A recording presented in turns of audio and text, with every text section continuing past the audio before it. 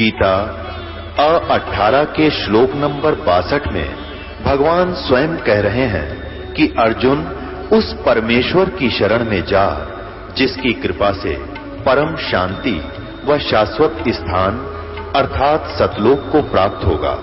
वो परमेश्वर कौन है, कहां है, कैसा है, जानने के लिए कृपया अवश्य सुनिए जगत गुरु तत्वदर्शी संत रामपाल जी महाराज के अमृत वचन।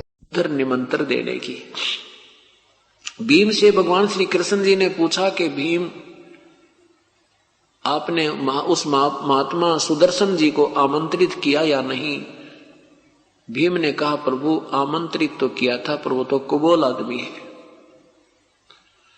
श्री कृष्ण जी ने कहा कुबोल कैसे लगा तुझे कि परमात्मा मैंने उनसे कहा था हे ऋषि जी मैं युधिष्ठिर राजा का भाई हूं और हम एक यज्ञ कर रहे हैं भगवान श्री कृष्ण के आदेश तक और आपको हम निमंत्रण करने के लिए मुझे भेजा है।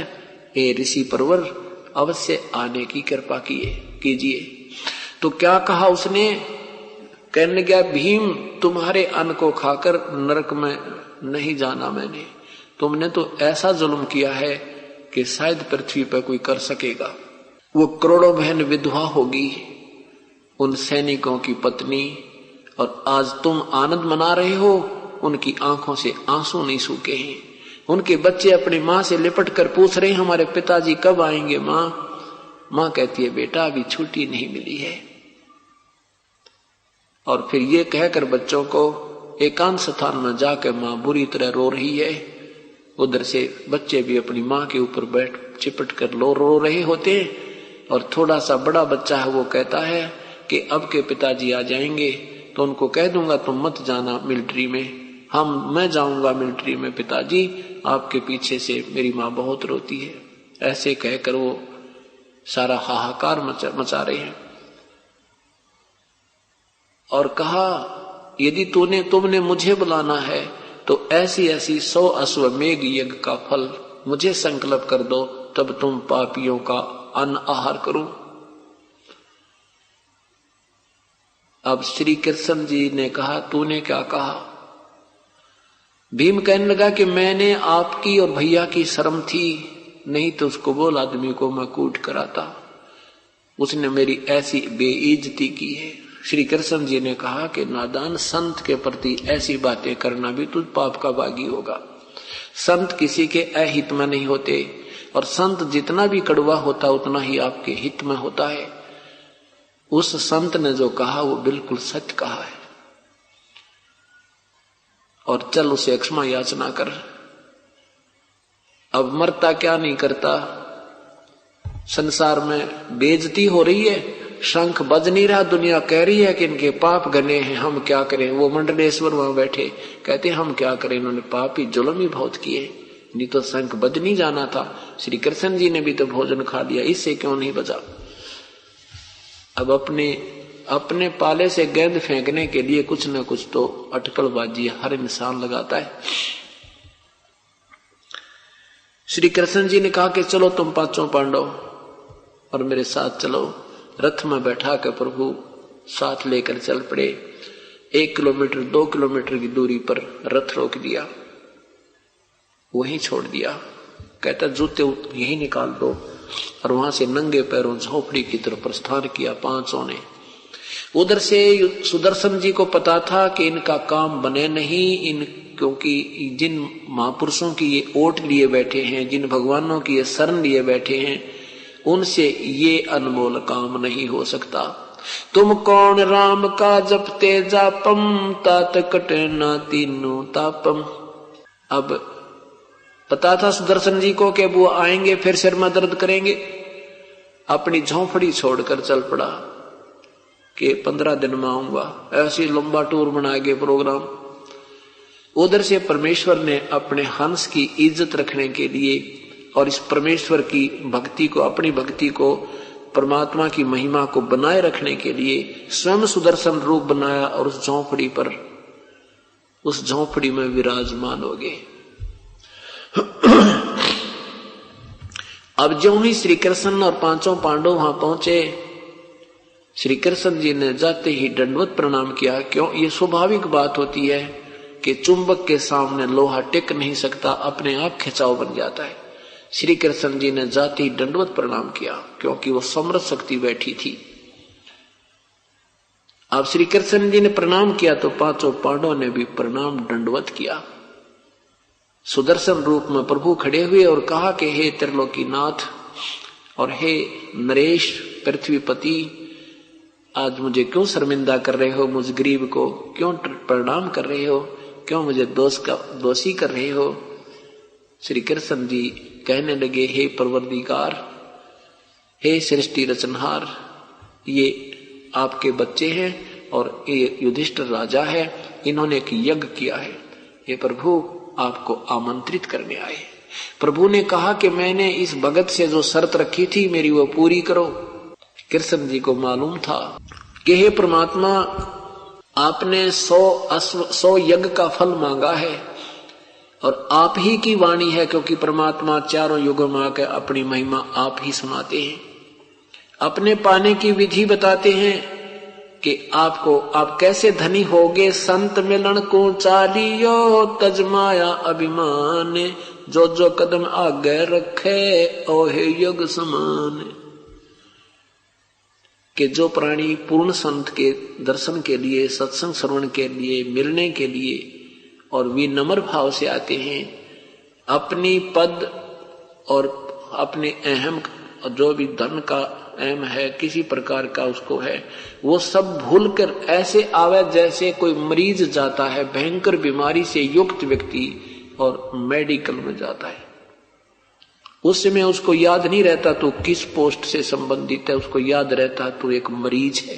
डॉक्टर कहता वहीं लेट जाता है, चेकिंग के लिए कहता, वो टेस्टिंग कराने तुरंत चला जाता है, उसमें कोई मन में विक्षेप नहीं आता।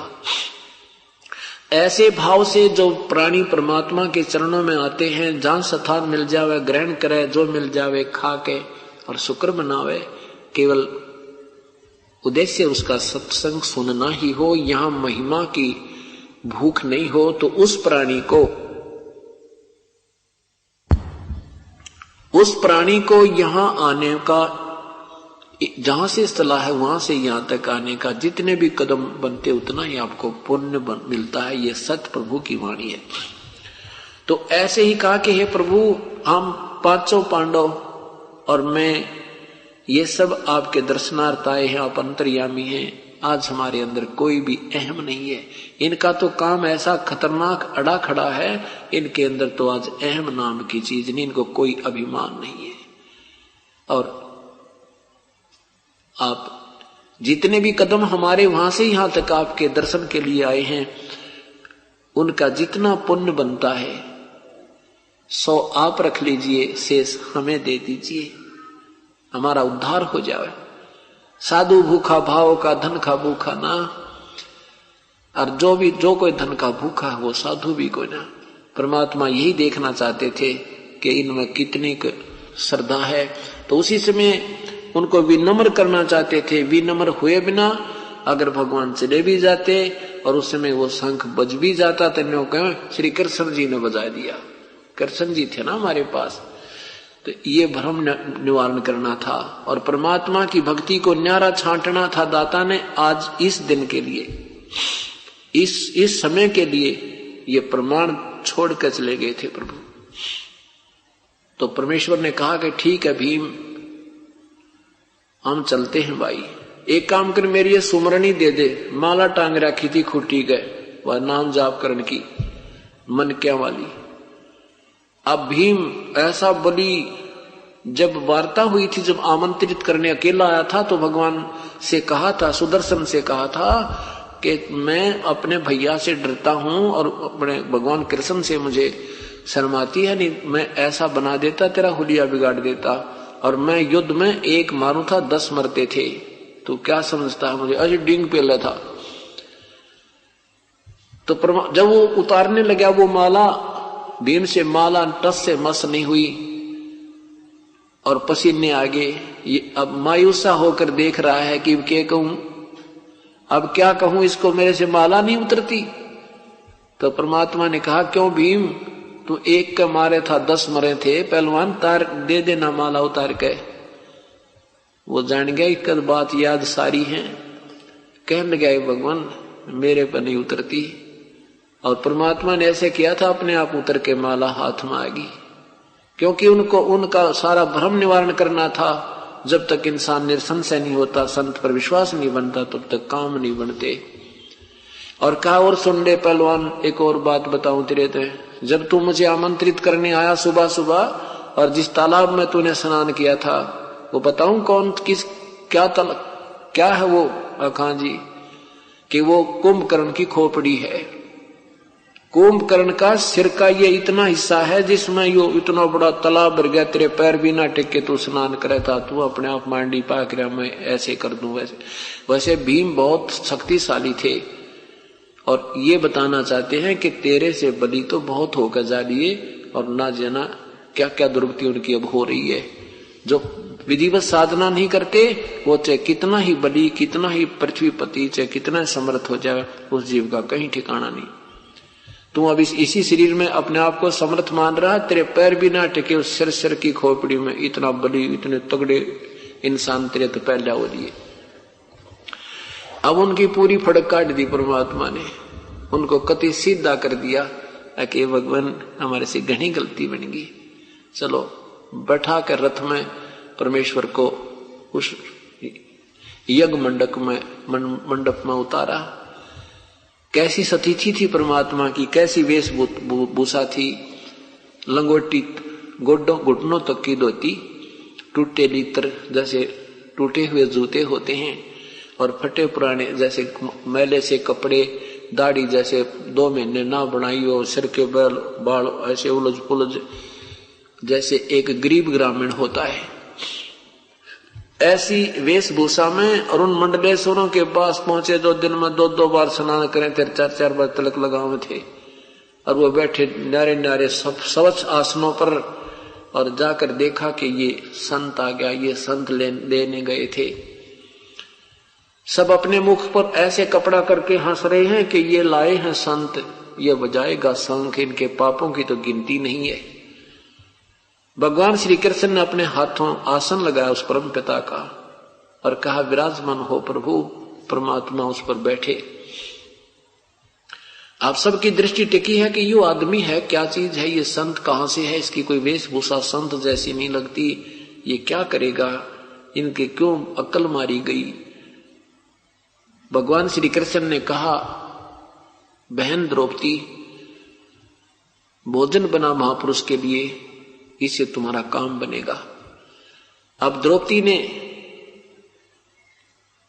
और अच्छा ध्यान लगाकर अपने हाथों भोजन बनाया, और बहुत सुंदर नाना प्रकार के पकवान, कचौड़ी, न्यारी, पकौड़ी, हलवा, खीर अलग अलग बनाई, सब्जी, दाल, मूंग, राजमा, सब तरह के चावल चूल सब बना के, और न्यारी न्यारी कटोरियों में एक थाली में सजा के परमेश्वर के सामने रखी, और कहा आहार कहो, आहार करो प्रभु, हे ऋषि जी आहार करो।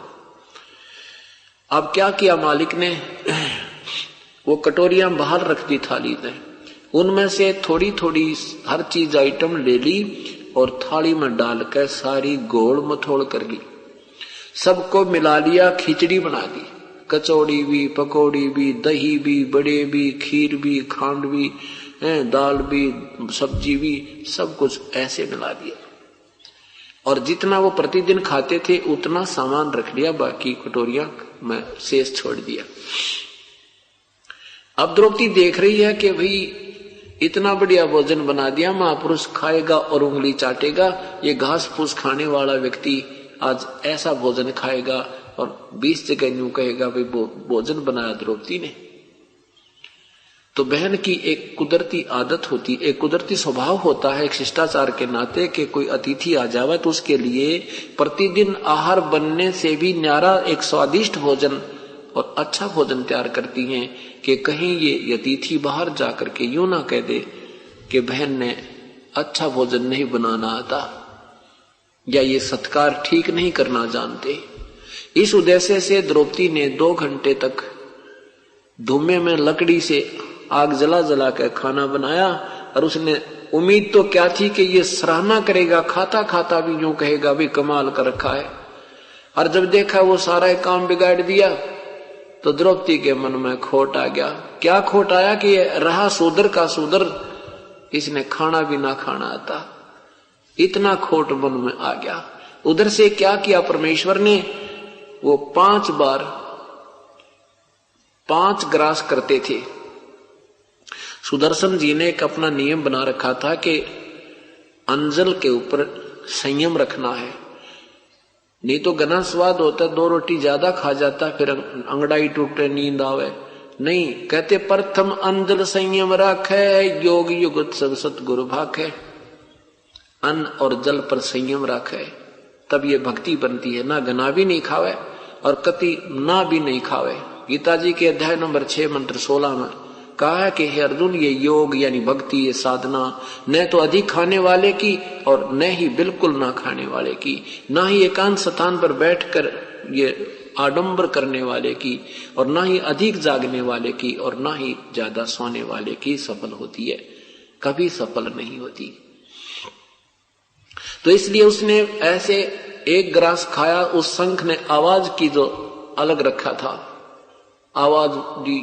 दूसरा ग्रास खाया, 2 बार, दूसरी बार बोला। 5 बार में वो जितना थाली में डाला था आहार संत ने खा लिया, और 5 ही बार बोलकर वो शंख बंद हो गया। युधिष्ठिर प्रसन्न हुआ कि परमात्मा मौज माच की कि हे कृष्ण जी, आपकी दया से हमारा काम बन गया। कृष्ण जी बोले अभी काम नहीं बना, ये अभी शंख नहीं बजा, ये तो इतनी जोर से बजना चाहिए कि पूरी पृथ्वी पर आवाज सुने, स्वर्ग तक इसकी मीठी मीठी आवाज जाएगी।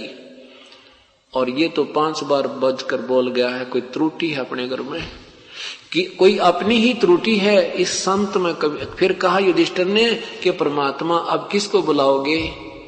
श्री कृष्ण जी ने कहा कि अब कोई बुलाने का इस पृथ्वी पर कोई और संत नहीं है। इस संत ये वाल्मीकि का आपको क्या रीजन दिखाई दे से? कहते इस वाल्मीकि के बाल सम ना ही तीनों लोक है। ये इतनी परम शक्ति युक्त संत है कि इसके एक बाल के बराबर ये तीनों लोक भी नहीं है। भाई कोई अपने घर में कमी है उसको ठीक करेंगे। अब पावर से कनेक्शन है, पावर पूरी है और पंखा नहीं चल रहा तो पंखे में डिफेक्ट है। तो द्रौपदी को बुलाया त्रिलोकीनाथ ने, कहा बहन सच्ची बात बताना,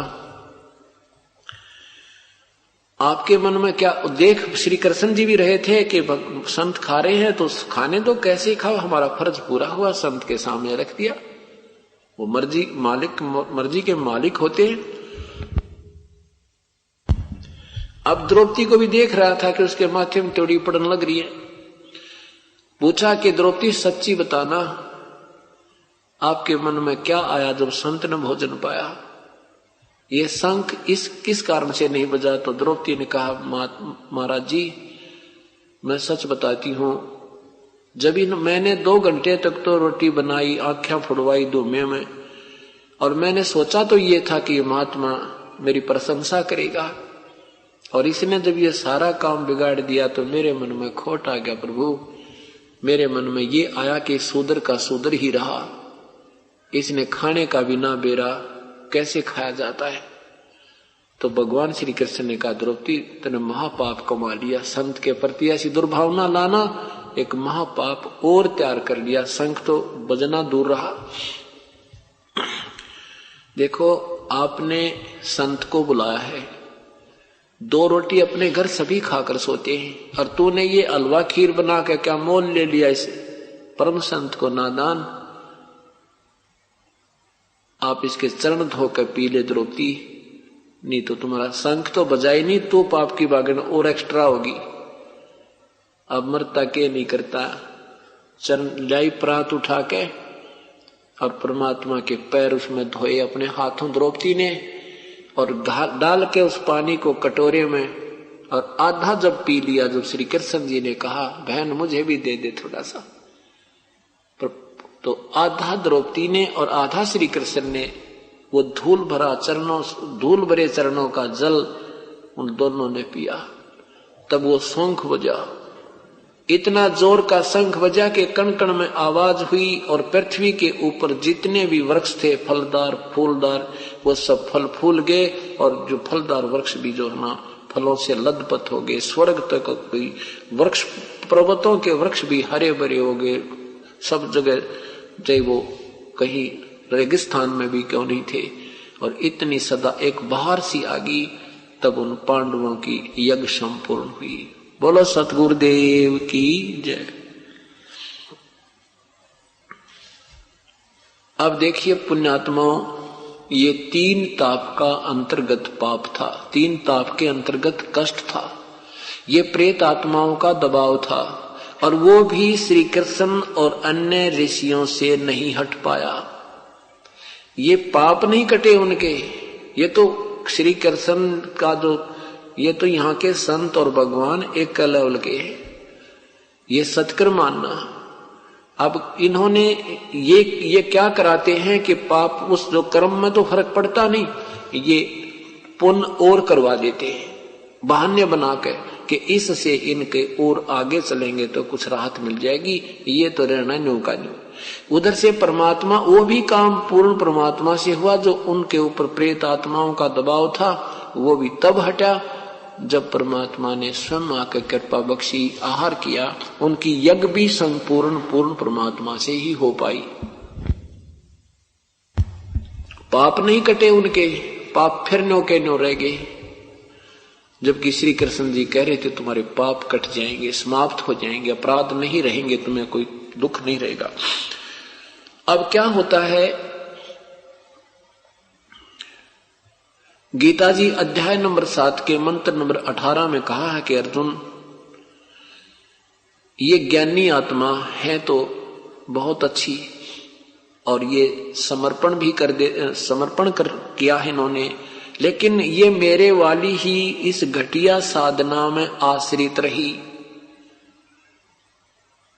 अपनी साधना को भी घटिया क्यों बताया परमात्मा ने? क्योंकि दुर्वासा जैसी तोब इन्होंने ओम नाम के जाप से हजारों वर्षों तक साधना की, जप किए, तप किए, परमात्मा मिला नहीं, ये एटम बम बन गए।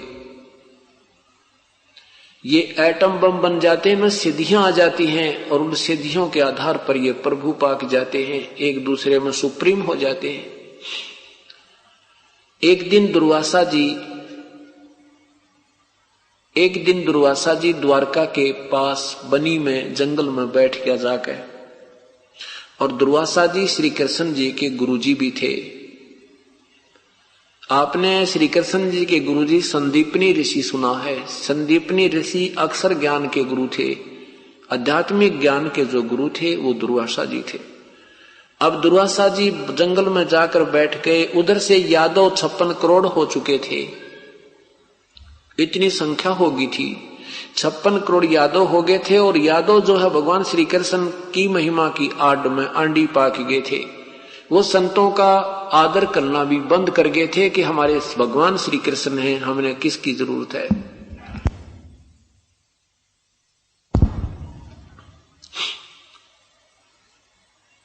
अब पूरी नगरी में, द्वारका नगरी में ये चर्चा होगी कि एक महापुरुष दुर्वासा जी आए हैं और वो ऐसे महापुरुष हैं, वो ऐसे सिद्धि युक्त हैं, भूत भविष्य की जानते हैं, वर्तमान भूत भविष्य तीनों कालों के ज्ञाता हैं। तो वहां द्वारका के व्यक्तियों में अभिमान हो ही रहा था। तो उन्होंने सोचा, कुछ एक व्यक्तियों ने मिलकर सोचा चल दुर्वासा का जाड़ा लेकर आते हैं, दुर्वासा की परीक्षा करते हैं। क्या किया कि श्री कृष्ण जी के पुत्र प्रद्युम्न को एक स्त्री रूप बनाया, आर्टिफिशियल स्त्री के बनावटी अंग और गर्भवती स्त्री का रूप बना लिया। प्रद्युम्न के पेट पर एक लोहे की छोटी सी कढ़ाई बांध दी और उसको पीछे से रस्सी से बांध दिया। ऊपर का एक लोगड़, ये रुई होती है, ये लपेट कर और ऊपर का कपड़ा बांध दिया कि जैसे हाथ उठला के भी देखे तो सख्त नजर ना आवे। और फिर उसको घूंघट करवा के और गुदरियों जैसे कपड़े पहना के और एक उसका नकली पति बना लिया एक, और ले जाकर 20-30 व्यक्ति वहां पहुंच के दुर्वासा जी के पास। दुर्वासा जी से कहा कि हे ऋषि जी, हमने सुना है आप भूत भविष्य वर्तमान की सब जानते हो। ये इसकी पत्नी है, ये इसका पति है, इसको बहुत दिनों में गर्भ रहा है, ये उतावले हो रहे हैं कि हे भगवान हमारे लड़का हो गया लड़की, कृपा आप बताइए। अब दुर्वासा ने ध्यान से देखा कि तो बेटी के बाप कढ़ाई बांध रहे हैं, इसका ये तो आर्टिफिशियल बना रखे हैं। वो जान गए ये बकवास करने आए हैं, तो निकाल कर चमटा धोने पड़ते हैं और कहने लगा बताओ इससे क्या होगा। ये यादव कुल का सर्वनाश होगा इससे, और ला नाक कर ली और चमटा उठाया, सारे भाग लिए बच्चे। अब बच्चे तो कहाँ थे, प्रद्युम्न को अनिरुद्ध भी हो, एक पुत्र भी प्राप्त हो चुका था, यानी बाल बच्चेदार था, फिर भी यह कुमत जीव की जाति नहीं। अब इस बात का नगरी में सरसराट हो गया, ये कहानी चर्चा का विषय बन गया कि दुर्वासा ने श्राप दे दिया। दुर्वासा का श्राप तो भाई परमाणु बम है, इसने जो कह दिया सो कह दिया। अब इस बात से लोग बड़े चिंतित हुए। इसका हल कराने के लिए श्री कृष्ण जी के पास गए।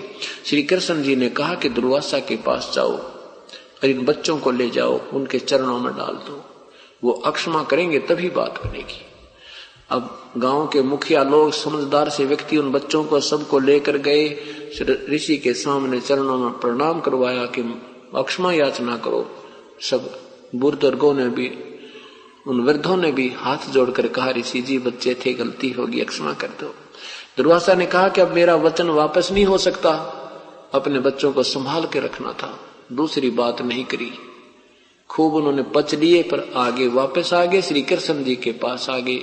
गांव में उस दिन चूल्हा नहीं चढ़ा, खाना भी नहीं बना किया, तो बात बिगड़ गई। श्री कृष्ण जी ने देखा ये तो बहुत परेशान हो गई, सारी नगरी ही परेशान हो गई है। तो श्री कृष्ण जी ने कहा कि सुनो मेरी बात, क्यों चिंता करते हो, किससे विनाश होएगा अपना। ये कढ़ा जो बांध रखी थी, ये कढ़ाई बांध रखी थी, और ये कपड़े पहन रखे थे, ये ऊपर गुदड़ गाभा लपेट रखा था, ये रुई बांध रखी थी, इनको जला दो और कढ़ाई को घिसा घिसा कर चूरा बना कर जमुना में फेंक दो, ना रहेगा बांस ना बजेगी बंसुरी। अब विचार करना ये कहां कथा आपको छोड़ेगी जाकर के। पुण्यात्माओं, ये केवल कथा नहीं है, एक जैसे मंडी में झार लगाते हैं ना, 3-4 झार लगा के कणक न्यारी रख देते हैं, अब ये झार लग रही है। अब सौदागर के सामने ये रख दिया जाएगा, जो भक्ति के सौदागर होंगे वो सौदा कर लेंगे। अब क्या होता है कि श्री कृष्ण जी ने सुख की सांत्वना दी थी कि ना रहेगा बांस ना रहेगी बांसुरी, बस। और सब संतुष्ट हो गए कि भगवान ने तो कमाल कर दिया, सारा बोझ उतार दिया, कहने के अब तुम्हें पाप नहीं लगेगा। अब क्या किया सबने, वो ड्यूटी लगा दी 10-10, 20-20 आदमियों की रोजाना के पत्थर पर घसा घसा कर उसका थोड़ी सी दूरी पर जाकर जमुना के ऊपर वो डाल दिया, उसमें चूरा करके डाल दिया। एक जो कड़ा होता है, कढ़ाई का साइड का पकड़ने का हैंडल होते हैं गोल गोल से, वो एक मेरे जैसे आलसी को दे दिया कि वे तेरी ड्यूटी है, इसने 1 दिन में घिसा चाहे 100 दिन में घिसा। अब वो बेचारा लगा रहा, उसने देखा बाकी तो सब कर करा के काम, तेरा यू कड़ा गनाए रह गया, अब कैसे यहाँ रखेगा। आंख सी बचा के और उसने कड़ा भी न्यू का न्यू फेंक दिया, शेष बचा हुआ कुछ घिसा दिया, वो चमकीला सा हो गया था। उस चमकीले को कोई खाद्य पदार्थ समझ के एक मछली ने खा लिया। वो मछली काट ली किसी अपराधी शिकारी ने, वो मछली पकड़ी, मछली को काटा तो उसमें से ये चमकीली वस्तु निकली।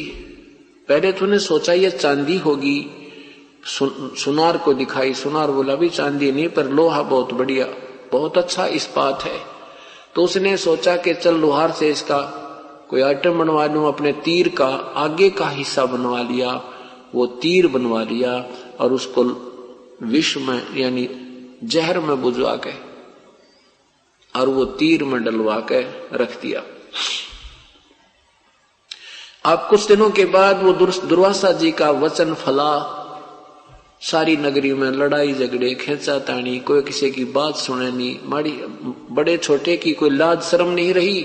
रोजाना कत्ले आम होने लगे। व्यवस्था हो जाती थी तो समझदार लोग समझ जाते थे कि कोई पाप नगरी का उदय हुआ। संतों की तलाश करते थे कि वो संत को समाधान करेंगे। श्री कृष्ण जी के पास नगर के समझदार से व्यक्ति पहुंचे, हजारों की संख्या में, और कहा कि हे प्रभु, नगरी में ना जाने कौन सा पाप उदय हो गया, कोई बड़े छोटे की बात रही नहीं, जरा सी बात होती है मार ही डालते हैं, ये क्या हो गया प्रभु। श्री कृष्ण जी ने कहा, भाई के बताऊं, जो दुर्वासा जी का श्राप है ना, अब वो प्रफुल्लित हो रहा है। वो श्राप हमें आपको दुखी कर रहा है, वो श्राप अब प्रभावी हो रहा है। तो सबने पूछा, प्रभु फिर इसका इलाज क्या हो, क्या समाधान हो। श्री कृष्ण जी ने कहा, तुम यूं करो, सारे के सारे यादव वहां जहां पर वो कड़ा घसा कर डाला था ना, वो स्थान बता दिया प्रभास क्षेत्र में।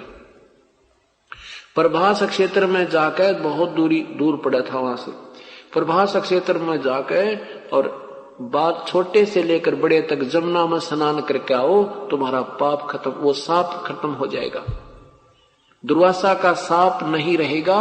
और सारे स्नान करना, सब मतलब जो है मेल,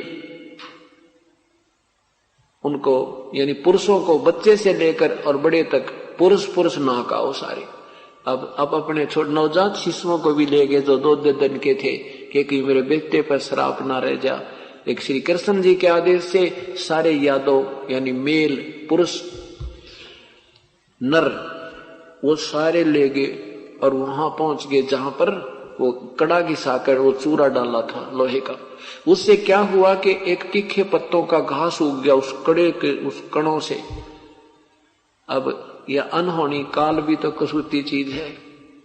अब वो तीखे पत्तों का जैसे ईख होता है, ईख जैसे से भी तेज जैसे कुसा होती है, या डाब जिसे बोलते हैं, उस कुसा जैसे पत्तों का, मोटे मोटे पत्तों का लंबा लंबा घास उग गया। अब वहां मनमुटाव गांव नगरी में चल ही रहा था। पांडवों को, उनका यादवों का रास्ते में भी गुरचुर होती जावे थी। वहां जाकर के स्नान करें और बाहर आवे, आते ही गुट्टम गुट्टा हो जावे। स्नान तो पहले करें कि साप ना रह जावे, और उस शराब स्नान करके बाहर आवे, आपस में मुक्का वो घास को उखाड़ कर ऐसे मार दें, एक दूसरे के गर्दन से लपेटा आ जावे, ऐसे खींच दे, तलवार की तरह कट के दूर हो जावे। 56 करोड़ यादव आपस में लड़कर मर गए उस जमुना के उस घाट पर जहां श्री कृष्ण जी ने कहा था तुम साप मुक्त हो जाओगे। वहां साप तो नहीं मुक्त हुए, लेकिन यादव साप हो गए। अब उधर से श्री कृष्ण जी को पता लग गया कि वो तो कट गए रोग सारे का। अब स्वयं भी श्री कृष्ण जी द्वारका त्याग कर वहां पहुंच गए। एक वृक्ष के नीचे बैठ के 2 पैर में जाकर लेट गए और पैर के ऊपर पैर ऐसे रख लिया, एक घुटने पर दूसरा पैर रख लिया, पंजा सामने हो जाता है। पंजा जिसमें था उसमें पद्म था, एक पैर में भगवान के में पद्म था। पद्म ऐसा होता है जैसे खाल के अंदर कोई लाल डाल रखा हो, उसमें इतनी चमक होती है जैसे 100 के वाट के बल्ब में होती है, और दिन में वो चमक चमक दिखाई देती है, उसकी रोशनी नहीं दिखती। तो उधर से वो शिकारी जिसने वो कड़ा, उस कढ़ाई का कड़े का तीर बनवाया था, एरो बनाया था विषाक्त, उसको लेकर और घूम रहा है। 2 पैर तक उसको कोई भी शिकार नहीं मिला, शिकारी था वो। उसने सोचा चल इस वृक्ष के नीचे विश्राम कर लेता हूं, गहन पत्तों की छाया है, बाद में देखूंगा, दोपहर का समय हो गया है। जो ही वो वृक्ष के निकट आया तो वृक्ष की झुरमट या नीचे तक टहनियां टिकी हुई थी। उन झुरमटों में कर देखा कि एक चमक आ रही है किसी वस्तु की। पारधी शिकारी ने सोचा कि ये शायद मृग बैठा है और मृग की आंख चमक रही है। अरे या तो बन गई बात, शिकार पा गया, अगर मैं इधर से जाऊंगा तो ये भाग ना जावे। उसने मृग जानकर और झुरमटों के अंदर से, टहनियों के अंदर से तीर छोड़ दिया। श्री कृष्ण जी के पैर में वो तीर लग गया, उस पद्म वाले पैर में। श्री कृष्ण जी ने कहा हाय मर गया, हाय मर गया, हाय मर गया। पारदी शिकारी ने सोचा ये तो कोई मनुष्य मर गया रे, ये तो मनुष्य को जा लगा तेरा तीर, ये तो और वैसे विषाक्त है। जाकर देखा तो द्वारकाधीश मुकुटधारी भगवान वो राजा और तड़फ रहे हैं, बुरा हाल हो रहा है। तब पैर पकड़ वो रोने लग गया, कहने लगा हे राजन मेरे से धोखा हो गया प्रभु, मुझे मालूम नहीं था आप हो। मैंने तो ये आपके पैर में चमक की भी कोई वस्तु है, ये मर्ग की आंख चांद कर और ऐसे धोखे में तीर मार दिया, मुझे क्षमा कर दो। श्री कृष्ण ने कहा कि शिकारी तेरा और मेरा ये कोई पिछला हिसाब था, वो आज आपा बराबर हो गए। अपना ये टिट फॉर टैट मैं दे चुका, तो चिंता ना करे, तेरा दोष नहीं मानता मैं। शिकारी कहता है भगवान आप राजा में एक रंग, आपका मेरा कभी मिलन भी ना हुआ, ये परमात्मा आपका मेरा क्या हिसाब था। तब श्री कृष्ण जी ने कहा कि पूर्व जन्म में तू बाली था सुग्रीव का भाई और मैं श्री रामचंद्र था, उसमें मैंने भी तुझे वृक्ष की ओट लेकर तेरा वध किया था भाई। आज तूने अपना वो बदला ले लिया। तूने कहा था ना ये कब मुझे बदला दोगे, तो मैंने कहा था आने वाले समय में तेरा इसका जो है टीट फॉर टैट पूरा करूंगा। अब तू यहां से खिसक जा और मेरा संदेशा नगरी वहां किसी के माध्यम से और पांडवों के पास इंद्रप्रस्थ भिजवा दे, और तू सामने मत आना, नहीं तुझे गढ़ देंगे वह। अब शिकारी ने जाकर के नगरी में किसी के माध्यम से, कोई व्यक्ति तो रहा नहीं था आसपास की नगरी में, जाकर के और उसने संदेशा भिजवा दिया। उधर से पांचों पांडव रथ लेकर पहुंच गए। जाकर देखा भगवान का बुरा हाल हो रहा है, तड़फ रहे हैं। तो अर्जुन ने कहा प्रभु एक बार बता दे मुझे आपको किसने तीर मार दिया, उसका ये कर देंगे, उसको वो कर देंगे। अब श्री कृष्ण जी ने कहा कि मेरी बात सुन लो भाइयों, जो होना था वो हो गया, कुछ करना धरना बाकी नहीं रहा। सारे 56 करोड़ यादव कट के मर चुके हैं, कोई पुरुष इस नगरी में नहीं रहा और मेरा अंत समय आ गया है। मेरी दो बात सुन लो।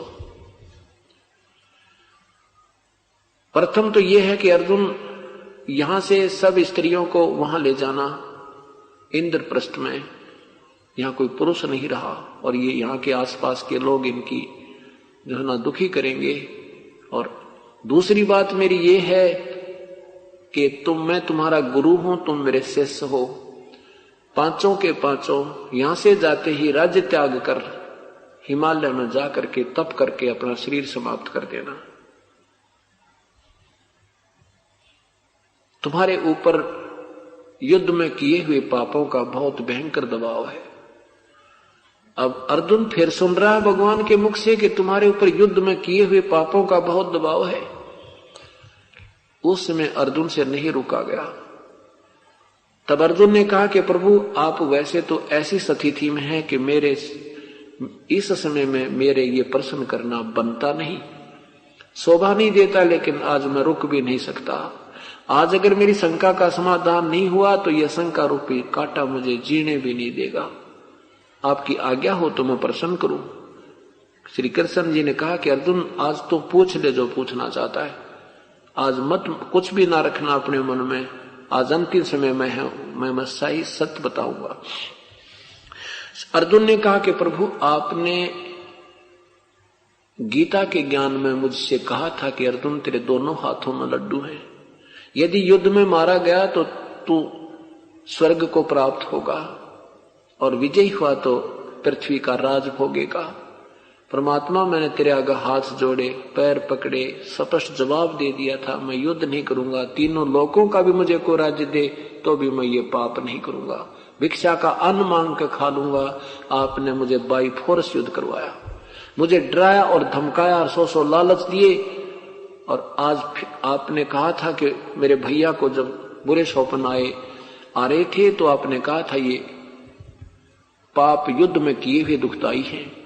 उस समय मैं नहीं बोल पाया क्योंकि मुझे डर था कि मेरा भाई इस बात को महसूस ना कर जाएगा कि ये पैसे लगाने की वजह से पैसे खर्चा होना दिख रहा है इसको, इसलिए ये वाद विवाद कर रहे।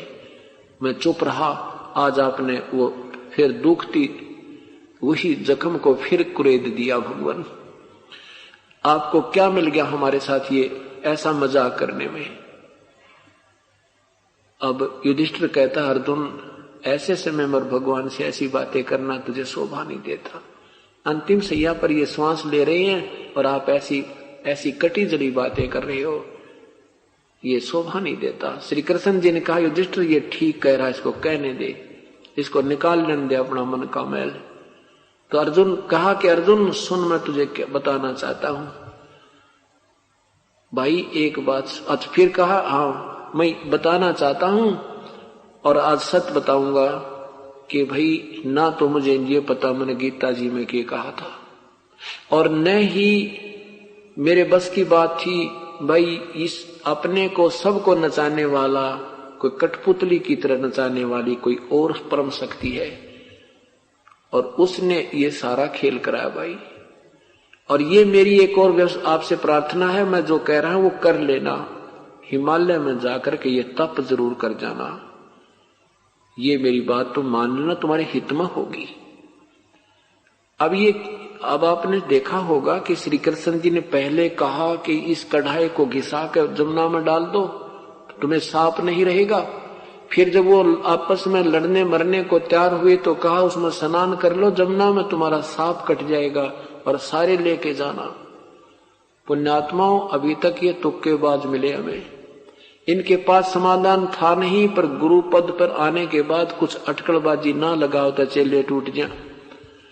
गंगा में स्नान करो, सरहद निकाल दो, फलाना कर दो, पिंड दान कर दो, हैं ऐसे कर दो, 500 लत्ते रख दो, मंडी बना दो, खेत में एक मंदिर बना लो, तुम्हें लाभ हो जाएगा, ये जंतर इतना जाप कर दो, इसमें इतना जाप कर दो, फिर उसे भी काम नहीं बनता है तो कहते व्रत रख लो, एक व्रत रख लिया सोमवार का, मंगलवार का भी रख लो, यूं बढ़ाएंगे।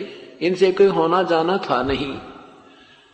हाँ, श्री कृष्ण जी ने इतना जरूर करा दिया कि जैसे उन्होंने वहां तप किया हिमालय में, उसका पुण्य अलग मिलेगा, लेकिन युद्ध में किए पाप पांडवों को भोगने पड़े। क्या हुआ? अंतिम संस्कार करके श्री कृष्ण जी का भी और सब पांडव यादवों का, वो चारों पांडव तो पहले आ गए, पीछे से अर्जुन सब गोपनियों सब स्त्रियों को लेकर इंद्रप्रस्थ को आ रहा था। रास्ते में बीलों ने उनको अर्जुन को घेर लिया। अर्जुन से वो युद्ध, वो धनुष नहीं चला जिसके आधार पर, जिसके द्वारा उसने महाभारत में विजय प्राप्त की थी, वो गांडीव धनुष भी उसके पास था और वही अर्जुन था। उन भीलों ने, वहां के जंगली लोगों ने उसको पीटा, अर्जुन पर हथियार नहीं उठा, वो युद्ध, वो तीर नहीं चला और गोपनियों को लूट ले गए, उनके हार तोड़ ले गए, कुछ एक औरतों को भी ले गए और अर्जुन खड़ा खड़ा देख रहा है। अब अर्जुन कहता है कि सचमुच ये कृष्ण बहुत छलिया था, इसने हमारे साथ धोखा ही धोखा किया। जब मुझसे युद्ध करवाना था तब तो उसने मुझे इतनी शक्ति दे दी कि एक तीर मारूं था एक लाइन में 10 मर जाया करते थे, और आज वही हथियार और वही अर्जुन, हे भगवान मेरा हाथ भी नहीं उठ रहा और मैं खड़ा खड़ा पिट रहा हूं। ये बहुत छलबाज व्यक्ति था।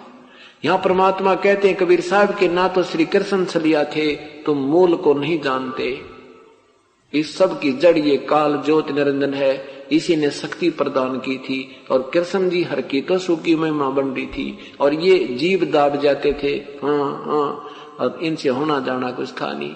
अब वो बदनामी के कारण और बन गए, लेकिन वो करने वाला ये काल ही था। उसके बाद क्या हुआ कि जाते ही 500 पांडव इंद्रप्रस्थ को त्याग गए, राजा परीक्षित को, अपने पोते को राज्य दे दिया, अभिमन्यु के पुत्र को। हिमालय में जाकर के सारा शरीर शरीर समाप्त हो गए, गल गया उनका शरीर, वहां पर वो मर गए। युधिष्ठिर का केवल पंजा पंजा गला था, वो उसी शरीर में अपने ऊपर चला गया। ऊपर जाकर के क्या हुआ कि ये 500 पांडव जो थे, युधिष्ठिर जो था ये धर्मराज का बेटा था, अर्जुन था ये इंद्र का पुत्र था और भीम पवन देव का बेटा था, नकुल और सहदेव ये अश्वनी देव के पुत्र थे। ये यहाँ एक फिल्म बनाने भेजे थे काल ने, ये हीरो बन के आए थे। और जैसे एक करोड़पति का बेटा रिक्शा पुलर का काम करता है, फिल्म के अंदर एक रोल कर रहा है और हम उसके तरस कर रहे हैं, देख इतना गरीब है, और हम वहां लुट रहे हैं उसकी देख कर उस बनावटी फिल्म को, और वो 20 लाख की गाड़ी में अपने कारों में घूम रहा होता बॉम्बे में। वो रिक्शा पुलर नहीं था। ये एक फिल्म बनवा दी काल ने, हम इनकी महिमा गा गा कर पागल हो गए और ये वहां ऊपर नरक में ठोक दिए गए। ये वहां से हीरो बनाकर भेजे थे, फिर भी यहाँ पर कहते पृथ्वी ऊपर पग जो धारे और करोड़ जीव एक दिन में मारे। या नियम है इस यहाँ के भगवान का, जैसे कर्म करेगा दोनों भोगने पड़ेंगे। पुण्य अलग अकाउंट है, पाप का अलग अकाउंट है, इसमें कोई चेंज नहीं होता जब तक पूर्ण परमात्मा की शरण और ये सतनाम हमें नहीं मिलेगा। उधर से चारों पांडव और सब कुंती कांति सब नरक में ठोक दी। युधिष्ठिर जी को अपना धर्मराज ले गया। वहां जाकर स्वर्ग में घूम कर देखा मेरे भाई कहाँ हैं। उसको बताया गया तेरे भाई नरक में पड़े, उन्होंने पाप गणे करे थे युद्ध में। युधिष्ठिर जी ने कहा मैं दर्शन करूंगा। वहां जाकर देखा हाहाकार मच रही है, सब रो रहे हैं, हमें बचा ले भैया, बचा ले भैया। तब युधिष्ठिर जी ने कहा कि इन मेरे भाइयों को निकाल दो नरक से। धर्मराज ने कहा कि बेटा ये तेरे भाई नहीं है, तू मेरा बेटा है। ये अन्य देवताओं के पुत्र हैं, इन्हें ज्यादा जुल्म कर दिए, ये पाप के भागी हैं, इसमें कोई फेरबदल नहीं हो सकता। ये तेरे भाई नहीं है, लेकिन फिर भी काफी सैकड़ों वर्ष इकट्ठे रहने से ममता बन गई, ये भी काल का जाल है। युधिष्ठिर ने हट कर दिया कि या तो मुझे नरक में डाल दो, नहीं तो इनको बाहर निकाल दो। धर्मराज ने कहा बेटा जिद ना करे, तू क्यों अपनी कमाई बिगाड़े। युधिष्ठिर कहने लगा नहीं, ये इन्होंने मेरे लिए वहां ना जाने क्या क्या किया है, क्या मैं इनके लिए ऐसा नहीं कर सकता। युधिष्ठिर ने धर्मराज ने कहा कि तू अपने पुण्य संकल्प कर दे बेटा, तब ये बाहर आ सकते हैं। युधिष्ठिर ने अपने पुण्य संकल्प कर दिए। उस युधिष्ठिर के पुण्य देने से पांचों पांडव कुंती द्रौपदी बाहर निकाल दी। और जब तक इस युधिष्ठिर के दिए हुए पुण्य उनके साथ रहेंगे तब तक वो स्वर्ग रहेंगे। वो पुण्य क्षीण होते फिर नरक में ठोके जाएंगे, युद्ध के पाप उन्हें भोगने पड़ेंगे। उसके बाद क्या होता है कि अर्जुन को तो पवन, अर्जुन को इंद्र ले गया अपने बेटे को, भीम को ले गया पवन देव, अश्वनी देवता अपने पुत्रों नकुल और सहदेव को ले गया, युधिष्ठिर रह गया अपने पिताजी के पास। तो ये परमात्मा ये बताना चाहते हैं कि तुम जिन भगवानों की ये लीलाएं पढ़ा करते थे, जिन महाभारत को पढ़कर तुम एक प्रसन्न होते हो, ये एक बनावटी फिल्म है। बनावटी मीन वैसे यहाँ तो ओरिजिनल थी, और हमें यहाँ धोखा देने के लिए इस काल ने इन महापुरुष एक वहां से तो भेजे थे, ये बहुत अच्छे पुण्यकर्मी प्राणी, और उस पुण्यकर्मी प्राणियों को सहयोग मिलता, उनकी विजय होती है, और फिर वो उनकी भी दुर्गति, और यहाँ भगवान श्री कृष्ण जी की भी दुर्गति आपके समक्ष है। तो यहाँ परमात्मा बताना चाहते तुम कौन राम का जपते जापम तात कट न तीनो तापम। तो इसलिए क्या बताते हैं, समर्थ का शरणा गहो रंग होरी हो, कदे न हो अकाज राम रंग होरी हो। उस समर्थ का शरणा गहो रंग होरी हो, सदा सुखी रहोगे और कोई तुम्हें दुख नहीं होगा, और पूर्ण परमात्मा की प्राप्ति होगी, आत्म कल्याण होगा। बोलो सतगुरुदेव की। राम नाम रटते रहो जब तक घट में प्राणी, कब हो तो दीन दयाल के बिनक पड़ेगी कान। कबीर लौट सको तो लौटियो, राम नाम की लूटी, पीछे फिर पछताओगे, प्राण जहांगे छोटे। नहीं भरोसा देही का, विंस जावे छिन माही। श्वास उश्वास में नाम जपो, और यतन कछु नाहीं। श्वास उश्वास में नाम जपो, व्यर्था श्वास मत खो। ना जाने इस श्वास को, आवन हो कि न हो। वो पृथ्वी पति चकवे गए, जिनके चक्र चलन थे, रावण सरीखे कौन गिने, ऐसे गए अनंत।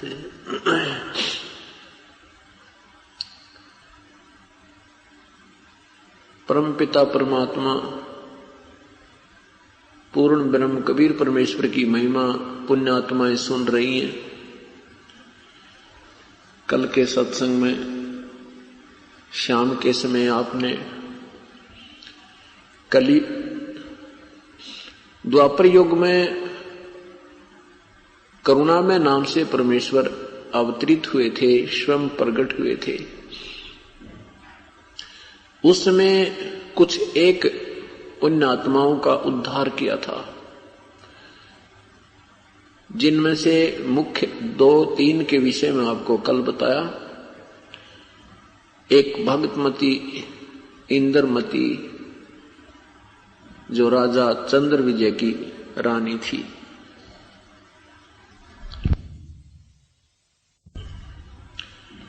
और साथ में उनके पति चंद्र विजय को भी परमेश्वर ने मुक्त किया।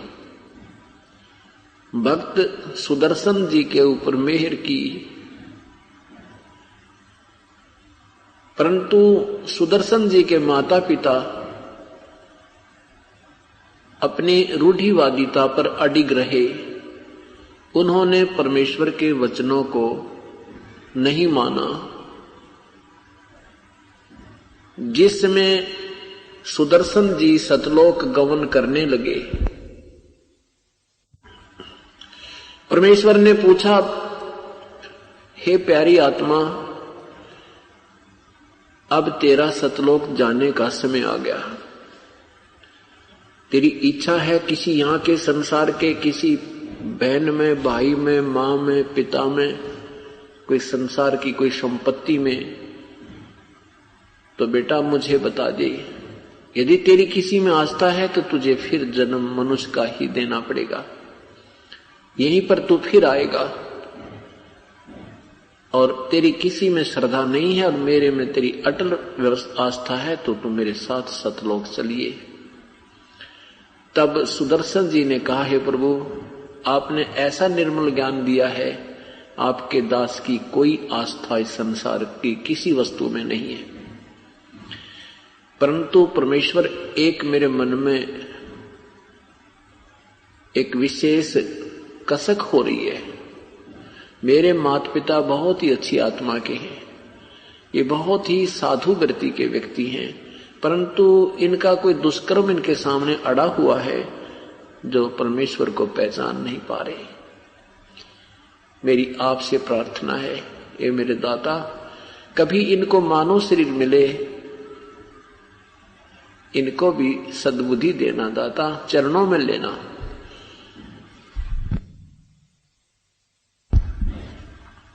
अब देखो काल ने कितनी जबरदस्त हथकड़ियां लगा रखी हैं जो हमें दिखाई ना देती। मोह ममता की बेड़ी लाके जड़ कर्म गले में तोक दिए। ये मोह ममता की बेड़ी बांध लगा रखी हमारे। देखो कितना जाल कर रखा है। जब व्यक्ति वृद्ध हो जाता है और बच्चे बड़े हो जाते हैं तो बड़े व्यक्ति की और छोटे विचारों, छोटे जवान लड़के की या लड़की की कभी विचारधारा आपस में मेल नहीं खाती और उनमें जरूर कुछ थोड़ा बहुत मन मुटाव बना रहता है।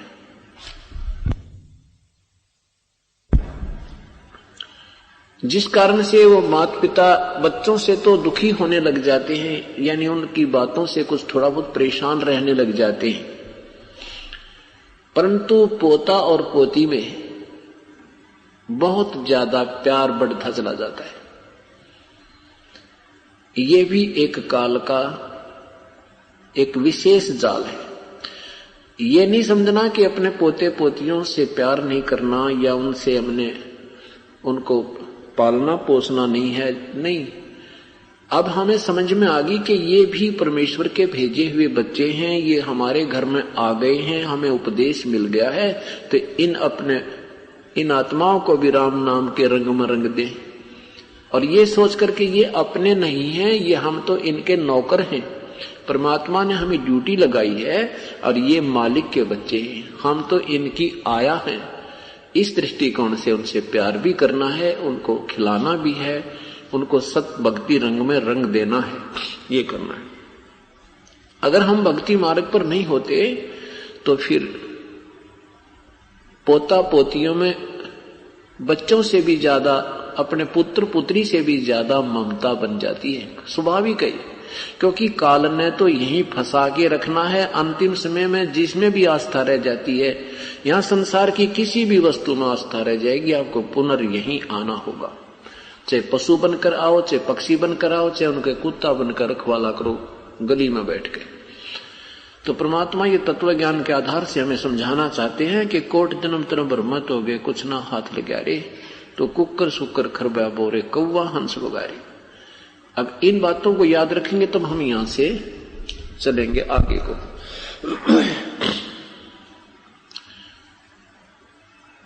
अब परमेश्वर जान गए कि भक्त की आत्मा अभी भी अपने मां बाप में फंसी पड़ी है, क्योंकि उनके माता पिता तो मर चुके थे, उनके और उस सुदर्शन जी के माता पिता चले गए थे, शरीर त्याग चुके थे। अब जब सुदर्शन जी शरीर त्यागने लगे तब कहा था, हे प्रभु मेरे माता पिता को कभी मनुष्य शरीर प्राप्त होए तो अपने चरणों में लेना। वो बहुत ही अच्छे साधु स्वभाव के व्यक्ति थे, पर उनका कोई दुष्कर्म था जो आपके चरणों में वो नहीं आ सके।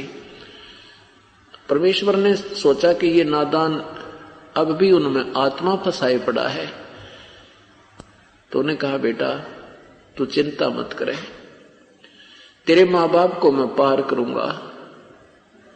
अब परमेश्वर के मुख से ये वचन सुनकर सुदर्शन जी निश्चिंत हो गए। मालिक को पता था कि अब भी इसमें एक बेड़ी और भी बाकी है काल की। अब जब परमेश्वर ने कहा कि तेरे मां बाप ने पार करूंगा बेटा, तू चिंता मत करे, तब काल का जाल ढीला हो गया और सुदर्शन जी की परमात्मा ने मुक्ति की। अब वो जो सुदर्शन जी के माता पिता थे, वो थोड़ा मंदा कर गए, अगले जीवन में मनुष्य शरीर प्राप्त किया, एक ब्राह्मण और ब्राह्मणी का उनका जन्म हुआ। दोनों का शादी संयोग हुआ, परंतु पुत्र कोई नहीं हुआ।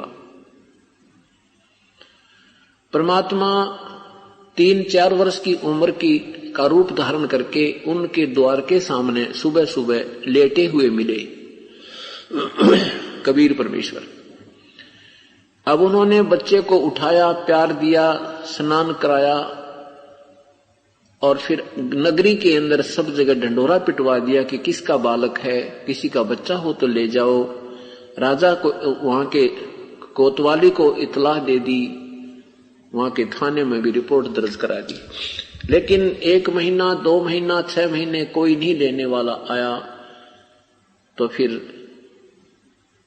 उन्होंने सरकार से कहकर उस बच्चे को अपने पास ही रख लिया। बच्चे को प्यार देने लगे, पुत्रवत उनमें उनका प्यार हो गया। एक दिन परमात्मा ने कहा कि तुम मुझसे नाम ले लो, मैं तुम्हारा गुरुदेव हूं। अब वो माता पिता कहने लगे, तू छोटा सा बालक ऐसी बड़ी बात करता है, तू दादा बन गया हमारा।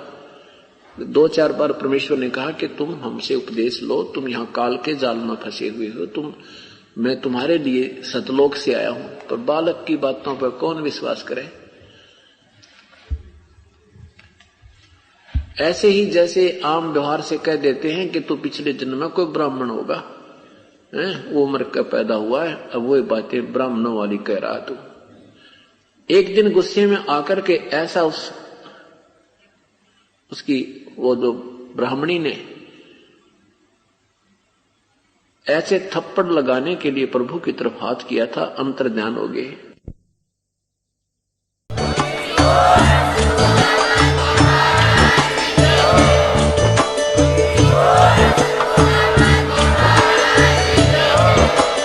आप सुन रहे थे जगत गुरु तत्वदर्शी संत रामपाल जी महाराज जी के मंगल प्रवचन। अधिक जानकारी के लिए विजिट कीजिए हमारी वेबसाइट www.jagatgururampalji.org। संत रामपाल जी महाराज जी के शुभ आशीर्वाद से पूरे विश्व भर में 500 से भी ज्यादा नाम दीक्षा केंद्र हैं, जिन पर संत रामपाल जी महाराज जी द्वारा ऑनलाइन निशुल्क नाम दीक्षा दी जा रही है। अपने नजदीकी नाम दीक्षा केंद्र का पता करने के लिए संपर्क करें 8222880541।